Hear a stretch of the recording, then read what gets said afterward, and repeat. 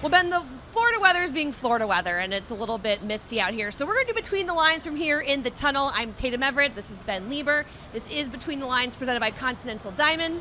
Vikings, it does not matter how they won, but they pull off a 12-7 victory. What was it like being on the sidelines of this one? It was, well, Tatum, it does matter how we win. I know what you mean, but it was tense. You know, there was obviously a lot of frustration you could feel from the offense where you rack up over 400 yards. The running backs go for almost 150 on the ground. It seems like you're doing everything that you should be doing. You're just not putting the ball in the end zone. You know, crucial mistakes on a couple of those interceptions. But so that led to some frustration. And then the defense comes roaring back, and then there's hope and optimism.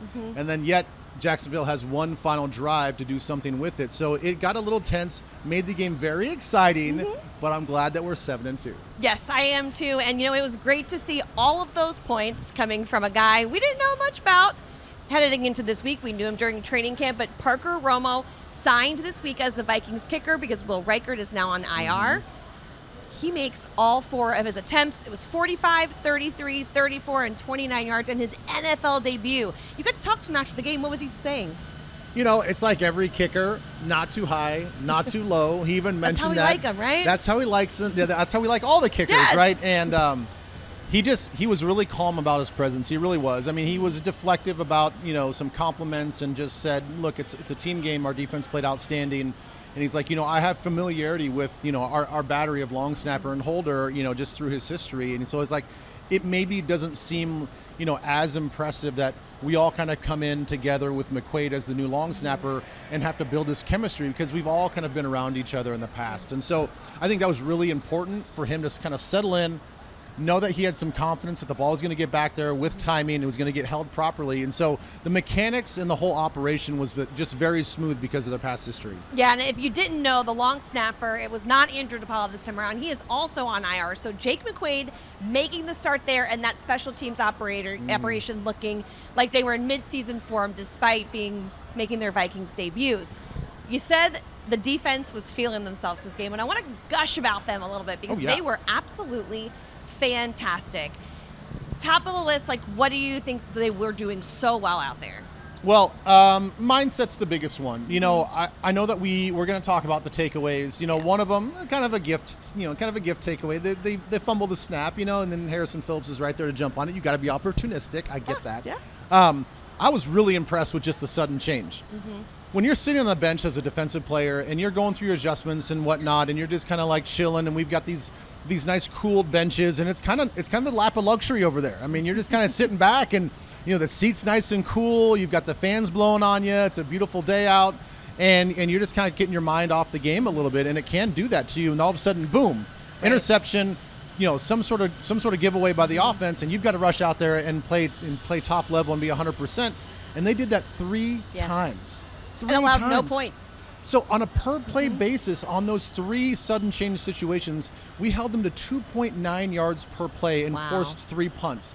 That, to me, is winning football because you're going to have these games that happen just like this, and the offense is not clicking.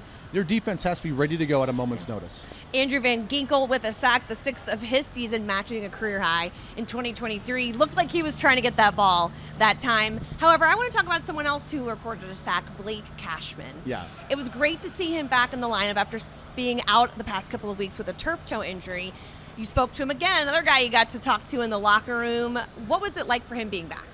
You know, I think, I'm curious to maybe talk to them a little bit further and maybe hear a little bit more about just the defensive functionality and the operation with him being the green dot. Yeah. Ivan Pace now is relegated to kind of just true first and second down run stopper, and having him come off the field and getting more of a true sub package in, guys that understand maybe some of the pass concepts, which he's fantastic about understanding where he's supposed to be in some of the drops. It just seemed like the defense just worked smoother. Communication was smoother. There was no hesitation about personnel on and off the field.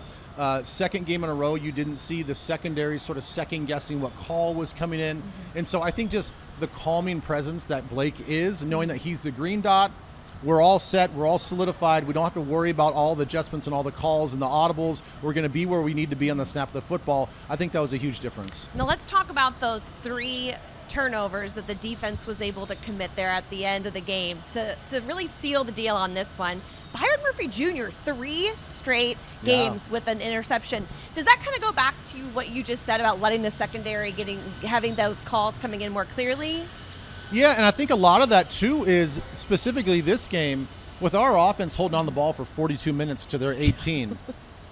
As a defensive player, you're mentally fresh, not just physically, but you're mentally fresh. And you look at that interception; he ran that route for him. He knew, and that down and distance, and whatever tell he had on the field, whether it's formation, wherever alignment, he ran the route. He knew exactly what was coming. And sometimes, even though you do a lot of prep, you do a lot of studying.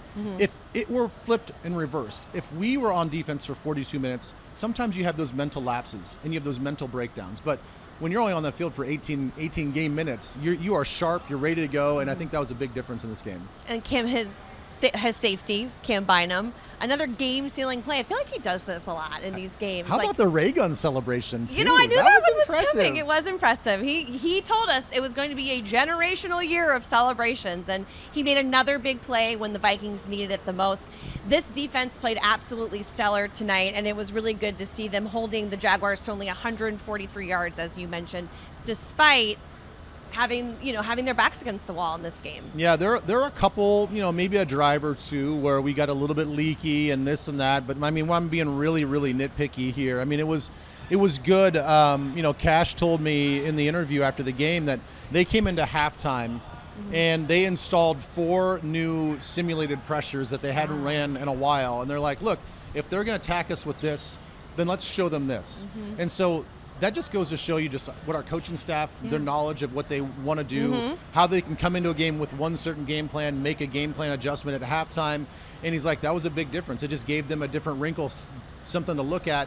And, you go back to Bynum, an overthrown ball, again, you've got to make those plays. Obviously they would love to have that play back and not have it launched all the way down the field. But, an over-the-shoulder catch where you're running backwards, that's a tough play to make. He laid out for it. It looked like he did like a jeté, like across the end zone to get that. I'm not sure how he did that. That is a straight athlete right there. And the thing is, not that we have to wax poetic about this, but I don't understand the momentum rule. I don't understand, this isn't college football. The knee is on the ground, ball's possessed, nobody touches him down. Obviously, he's in midair. He can't stop himself. So if the momentum's going to take you into the end zone and then you get touched, to me that should be a touchback. Yeah, you are being a little bit nitpicky there, Ben. I know. But look, it's we had a Buffalo Bills situation where Josh Allen is in a very similar situation, and then he loses the ball. He's got to plunge ahead, and he gets the ball knocked out, and then we recover and score. So those are the situations where, I don't know. I mean, it could happen. Yeah. Thankfully, it didn't. And thankfully for us, the tight ends were a big piece of this offense today. It was awesome to see T.J. Hawkinson making some big catches. He had 4 first downs. It was incredible to see how reliable he was with Sam Darnold. And I think with him being there, it's really elevated Josh Oliver's game. What are your thoughts on that position? It's so great to have Josh Oliver out there. We saw him really pop last week with the 5 receptions, a career high for him. And a lot of those times where he was chipping and releasing, meaning he was helping Cam Robinson out on the left side, and he'd chip the defender, slow him up, and then go out for a pass. And it was just sort of a delayed pass route for him, and he was kind of unaccounted for in a couple of those plays last week. And now when we go to that 12 personnel with the 2 tight ends, now people don't understand how to really guard our tight ends. Where are you going to put your guys? We got 2 stud wide receivers. We got a guy in the backfield that can catch. And now we have a blocking tight end that can go out for pass routes. Between the 2 of them, I believe it was 12 receptions, 124 yards. So outstanding that we couldn't get the ball down the field, but again, make the adjustments, get the tight ends involved, and move the chains. So the Vikings are now 7-2 on the season. Up next is the Tennessee Titans. We'll be heading to Nashville next week, another AFC South team to kind of round things out for us for that division.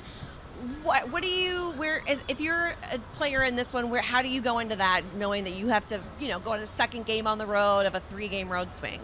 It's kind of funny because you can sort of get into a little bit of a routine, and you sort of like the routine. So whatever it is, maybe you have 3 home games, we have 3 away games. The first one's always a little difficult because it's like, okay, we haven't done this in a while.